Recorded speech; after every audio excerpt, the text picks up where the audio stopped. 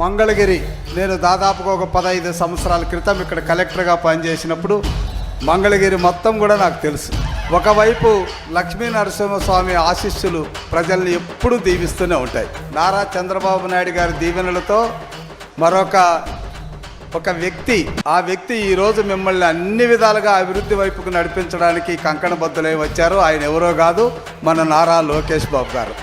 ఎందుకంటే నారా లోకేష్ బాబు గారి యొక్క పనితనం, ఆయన యొక్క అడ్మినిస్ట్రేషన్, ఆయన యొక్క టెక్నాలజీ, ఆయన యొక్క దూరదృష్టి, ఇవన్నీ కూడా నేను దగ్గరగా ఉండి ఆయనతో కమిషనర్గా పనిచేసినటువంటి అనుభవంతో దేశం మొత్తం మీద కూడా మహాత్మా గాంధీ గ్రామీణ ఉపాధి హామీ పథకం ఉండేది.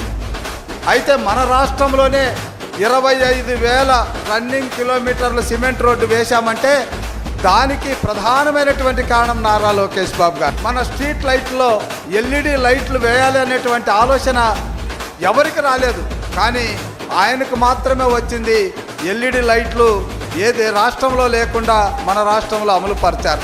విద్యాశాఖలో ఈ సంవత్సరమే దాదాపు 150,000 మంది పిల్లలు ప్రైవేట్ ఇన్స్టిట్యూషన్ నుంచి మొట్టమొదటిసారిగా గవర్నమెంట్ ఇన్స్టిట్యూషన్లకు రావడం అనేటువంటిది నారా లోకేష్ బాబు గారి యొక్క పనితనానికి.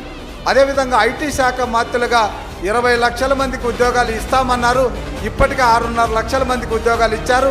వచ్చే 2 సంవత్సరాల్లో 20 లక్షలు మించి ఉద్యోగ అవకాశాలు ఇచ్చేటటువంటి ప్రణాళికలో ఆయన ప్రణాళికబద్ధంగా పనిచేస్తున్నాడని చెప్పడానికి ఆయన వారంలో 2-3 రోజులు విదేశాల్లో పర్యటన చేస్తూ పెట్టుబడులు తెప్పిస్తూ పరిశ్రమలు స్థాపిస్తూ అందులో మన యువతకు ఉద్యోగ అవకాశాలు కల్పించాలన్నటువంటి ఏకైక లక్ష్యంతో పనిచేస్తున్నటువంటి నారా లోకేష్ బాబు గారి పనితనంలో ఈరోజు ఈ రైల్వే స్టేషన్ యొక్క ఆధునీకరణ కూడా ఒక మణికిరీటమని తెలియజేసుకుంటూ ఈ